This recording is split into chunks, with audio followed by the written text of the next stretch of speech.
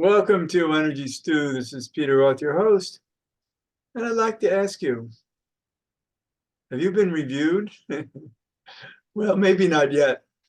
Well, maybe there are a lot of reviews all the time in our lives or by ourselves. We review ourselves all the time.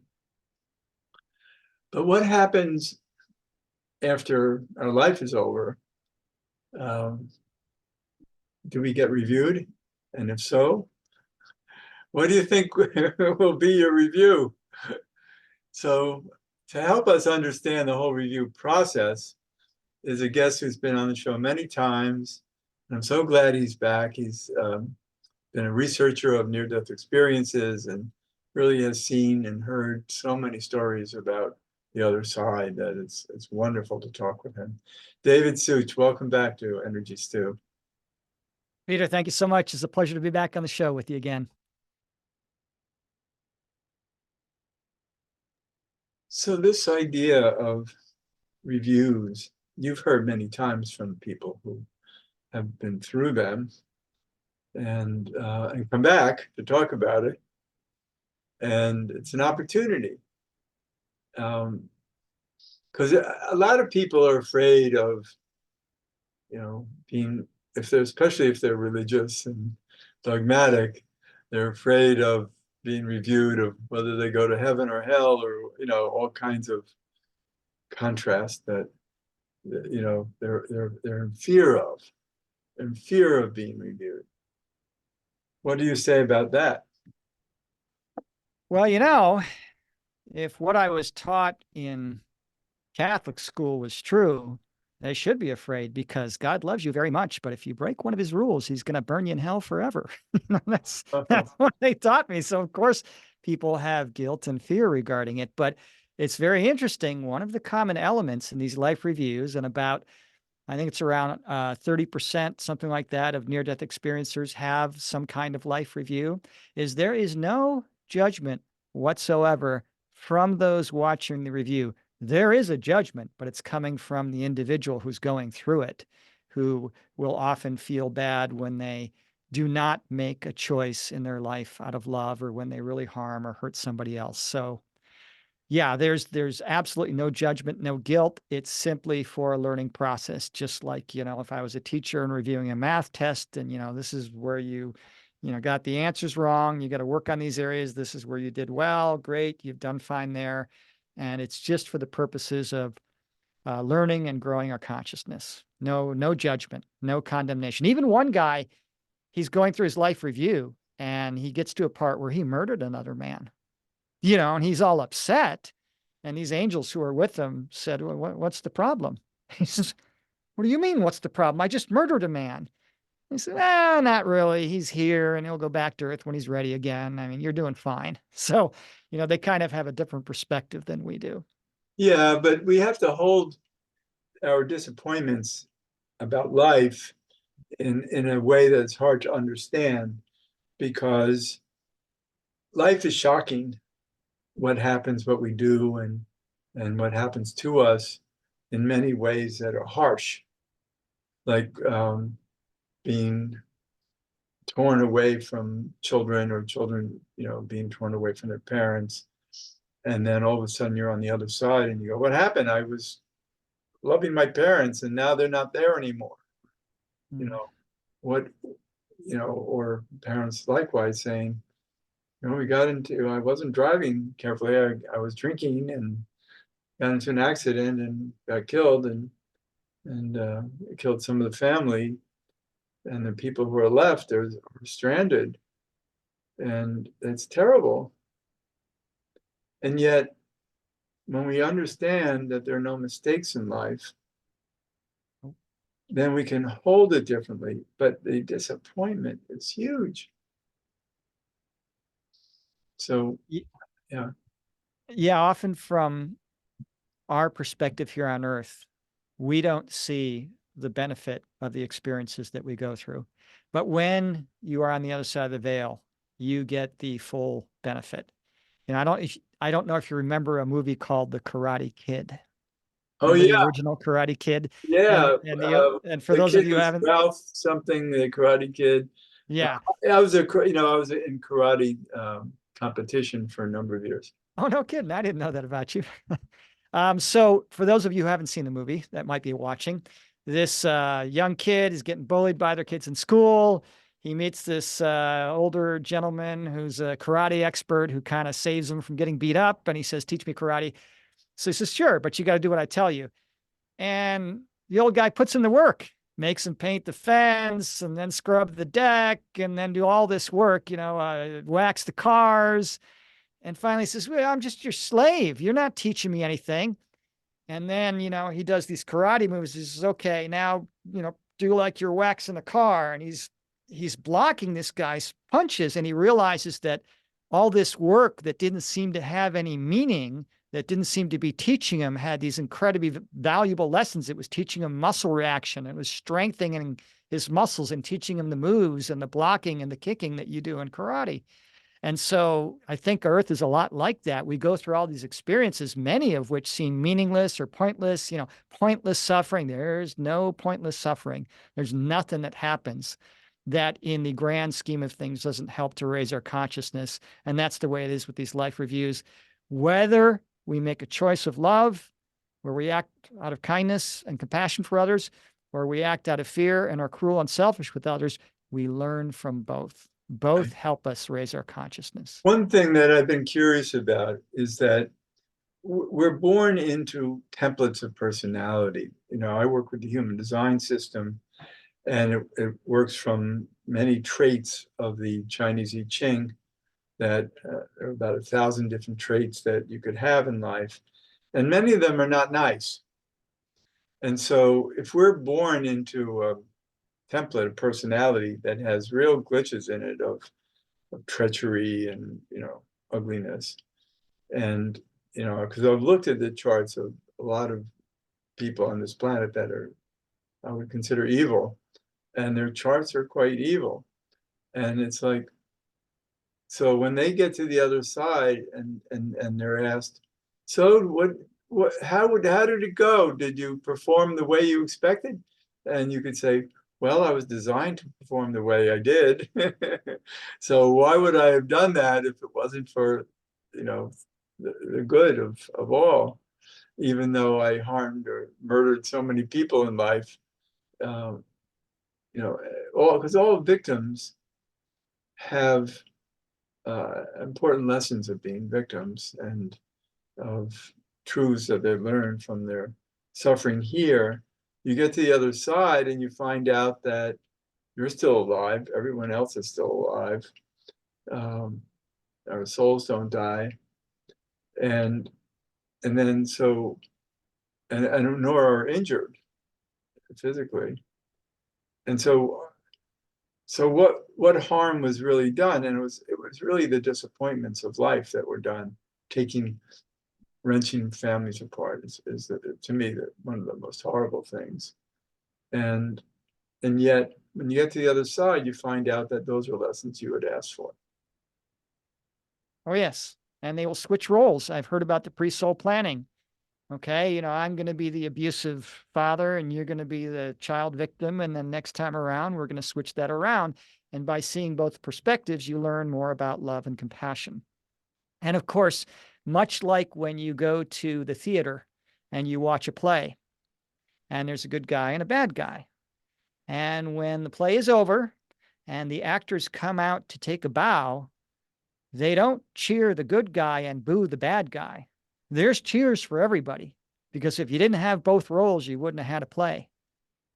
And it's the same here on Earth. If consciousness is going to learn through contrast, learn through the love, fear duality, which is what we're doing down here, you've got to have the choice, and you're going to have some people making fear-based choices and some people who have fear-based lives, who we would label as evil people. But I truly believe in the grand scheme of things, there is no evil. I mean, if there wasn't a purpose for that, there's a perfect plan. It's working itself out in its perfection. That's been an over repeating, theme that I hear again and again from near-death experiences. If what we label as bad and evil did not have a beneficial purpose in the plan of creation, it wouldn't exist. It wouldn't be here. It wouldn't be part of reality. right. yet it is. So Because again, it all comes is to of, trusting the process, if all is trusting of in. God and God is of love, what's all this evil? And it's just misunderstandings of third dimensional contrasts that need to be worked through, that we need to contrast. And Mhm. and it's, some people will choose to be evil. I also think I think they're the right souls for the right job too. There might be souls that aren't as advanced and don't appreciate love the way they could, and that's why they can perform evil. Well, what we call evil here, and then when they get to the other side, they've learned what evil really is from their behavior, and learn how that their next lessons are to make up for it. Hmm. Yes. Yeah, I believe that's true. Yeah. So it's hard to. I mean, I still have great anger at the evil actors in this life.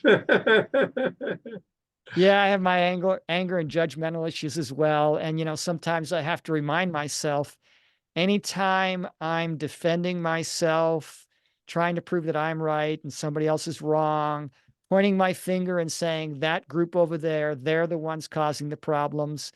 If I'm doing that, I'm on the wrong side of the equation. I'm not where I want to be. Well, that reminds me of the Bhagavad Gita and the story of Arjuna, who was the hero, and he's this prince of the kingdom. And there's about to be a war between the good guys and the bad guys. The bad guys are the people who are, let's say the capitalists who have taken advantage of society and done harmful things to make their own greed and corruption work out for them. And then there are a lot of the good guys who are victims of it. And so there's a war between the two. And they're on a battlefield about to face each other. And they know each other, but they're lined up good against evil. And Krishna, and so Arjuna is a prince of the kingdom, and he rides out into the battlefield in the middle before it starts. And his chariot driver turns to him, and whose name is Krishna, and says, "By the way, I'm not only your chariot driver, I'm God." And I'm here to teach you a lesson or lessons about life. So we're going to go through the understandings of life. And so the Bhagavad Gita is all about Krishna's teachings to Arjuna in before the battle starts on the chariot and in between the good and bad guys. And when they get done, Arjuna says, "Well, a war is supposed to start, and I'm with the good guys, and yet I know that I have to love the bad guys, and that I understand the bigger picture that all is one. So how am I to be a warrior? How can I go and start killing off these bad guys, supposed bad guys now, when I know that all is one?" And Arjuna says, "Well, you're here to be a warrior in life, so be one. Hmm. And you have to go to battle because that's the role you came here for in life, even though you know better." Hmm. So in a sense, that might be the higher way that evil plays out here, where in the larger picture, it knows better, but still has to perform what it needs to create contrast and lessons of contrast. Yeah, I really do believe that sometimes it does take a painful experience to make us change our ways. So life will give us whatever experience is necessary for the advancement of our consciousness, even if that's an unpleasant experience and as unpleasant as war. Near-death experiences have been told there would have been many more wars on Earth if it were not for angelic and heavenly intervention. But because we have free will, if we're hell-bent on going to war, well, they'll let us, and we learn our lessons the hard way. I looking back in school, learning about things like World War II. Well, who won World War II? It's like, oh my God, you can't win a war. It's death, disease, destruction, dismemberment, just a sheer waste of human life and resources. Nobody wins wars. There's losers on every side.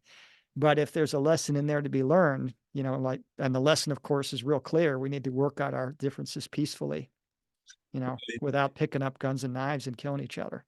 So where is it all headed? Because we keep on having this heavy contrast here between, let's say, good and evil.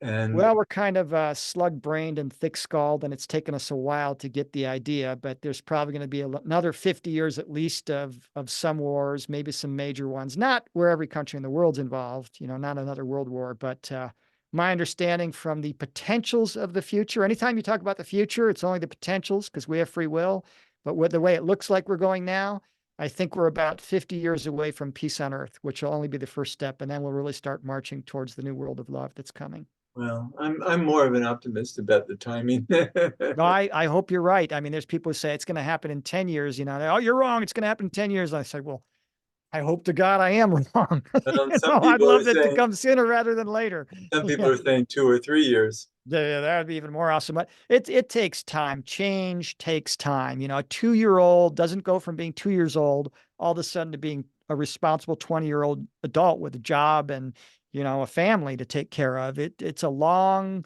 process maturing, and Right, we're going to have lots of setbacks along the way, and that's okay. right. We're It's a going to big have lots lesson of ups and plan, downs. right? But I think what the, the, the factor that will create change is more clarity.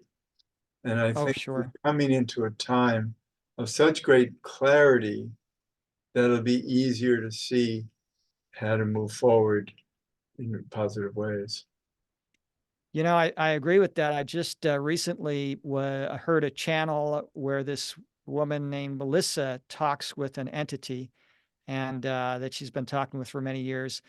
And this, it's her spiritual guide said, it's going to be a matter of about 10 years before we know that, for a fact that aliens are around.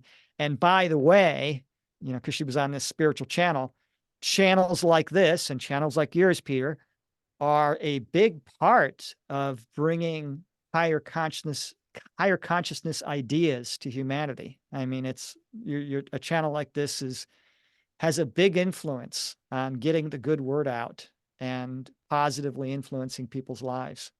And it's a Yeah, part of and humanity's ascension. So, I mean, it's really important to do this work, even right. though it doesn't pay anything. There's a growing population of those of us who are in really good communication with beings on, I would say, the other side, but there are many different densities, or dimensions and different worlds. And it's fascinating that the universe is so infinite that we can be visited by people from other universes as well as our own universe. That's pretty fascinating. What And is it that Einstein said? Two things are infinite, the universe and human stupidity. And I'm not sure about the universe. well, the universe is actually, a multiverse. I mean, Yes. our universe, is one of maybe an infinite number of universes.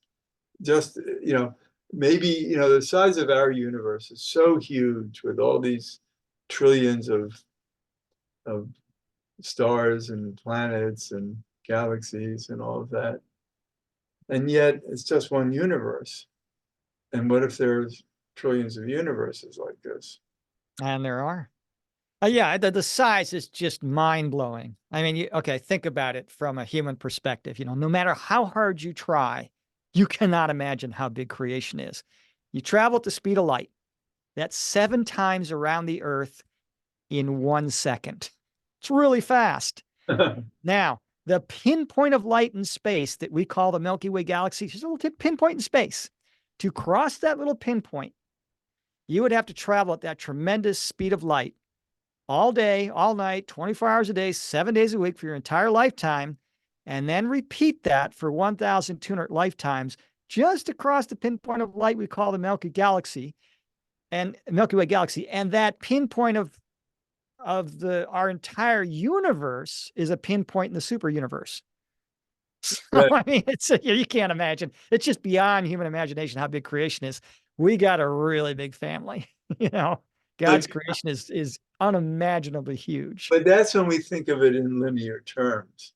Sure. When we can think of it in quantum terms, we don't have to follow the time-space continuum that we've been introduced to. And I think that's one of the reasons why we apparently have thousands of UFOs around us and all these people from many other planets and all kinds of constellations. And what does that say about time and space, that they can move through that? They don't have to take all this time to go from one part of our galaxy to another. I've heard about how they do that, by the way. So I think it was Daryl Anka, who channels Bashar, who described it. And then I've heard it from other sources. I actually heard it from a whistleblower who was working with sort of the crashed alien craft that they have here. He said the same thing. So two different completely different sources. So every physical object, this battery pack has a specific frequency and energy signature that determines its physical characteristics. And part of that energy and frequency signature determines the location of the object. And so alien ships that travel the vast distances of space do not do it by traveling faster than light. That's impossible. So what they do is they'll turn their shields on. They have these shields that protect their ship, and then they will accelerate to near light speed. And there is a tremendous energy pushing against the shields of their ships when they do this. And then they drop their shields, and then they get this huge influx of energy. They use that energy to convert the physical ship into pure energy, or in what's called null space. And now that they're pure energy, they can change the signature that creates the physical object to change its location. And then they change back to a physical object. And now they're in a different location. So the way their ships move is they accelerate close to light speed, they change into pure energy, and then they all of a sudden begin to exist in another place. And then they have to decelerate.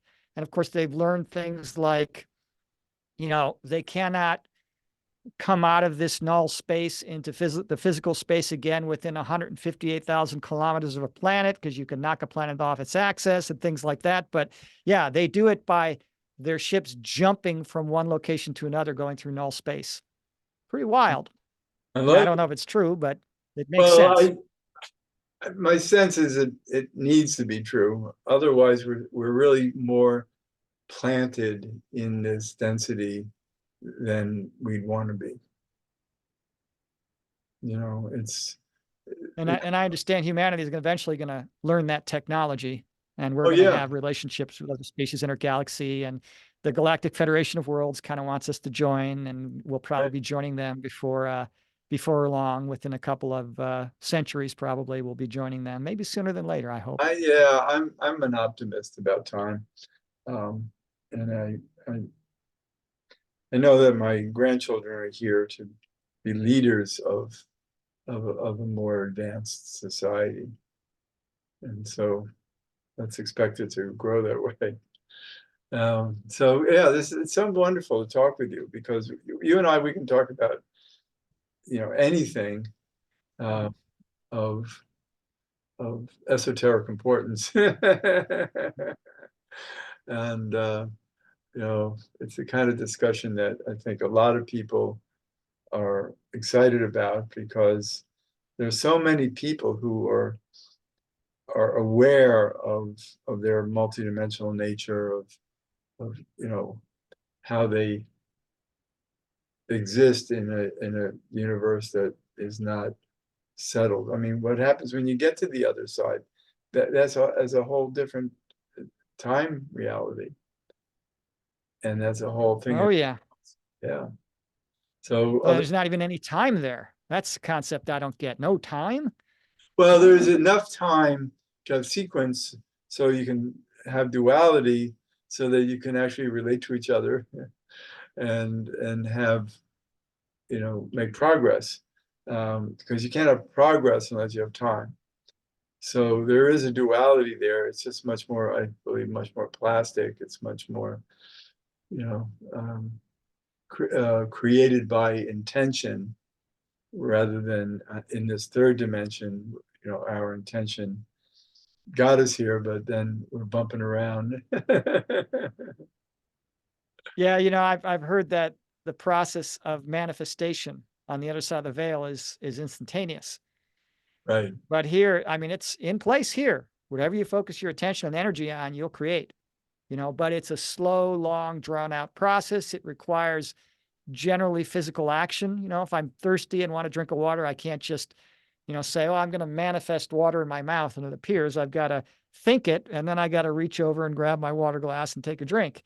So yeah, down here it's a slow process, and over on the other side it's sort of instantaneous. And I've heard even things like they set up these things called quantum fields, and so that whatever you can imagine or think about is created. Right. And Yeah. so yeah, We can do another show talking about what the other side looks like. yeah. There are cities, there's countryside, there's even oceans, all kinds of things that have been manifested that are not third dimensionally real, but they, let's say, call them a figment of our imagination, but it's our imagination with intention that makes it appear very real. Yep.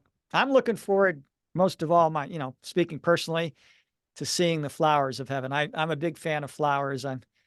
And I've heard about the flowers of heaven and these beautiful colors that don't exist here, and they glow with their own light, and they kind of like have this vibration where they kind of sing, and it's very I beautiful. I'm love really that. looking forward to seeing the gardens of heaven. Yeah. Love that. So, David Suich, how can people find you? Through my website, godtookmyclothes.com, there's a free 2-chapter preview of my book, and there's also a link to my spiritual counseling for people who go through NDEs, OBEs, spiritual awakenings, that kind of thing. Or if they can, my email is on my website, God Took My Clothes. And if they just want to send a question at the time of this recording, I'm still answering all questions. And of course, I don't charge for that. Wonderful. David, it's so great to talk with you. I'm so happy that we could do this. It was a pleasure speaking with you as well, Peter. Thanks for having me on again. Sure. And this is Peter Roth, your host of Energy Stew at prn.live. I can be reached at peter@heartriver, HEART river.org. I'd love to hear from you, and thanks so much for listening.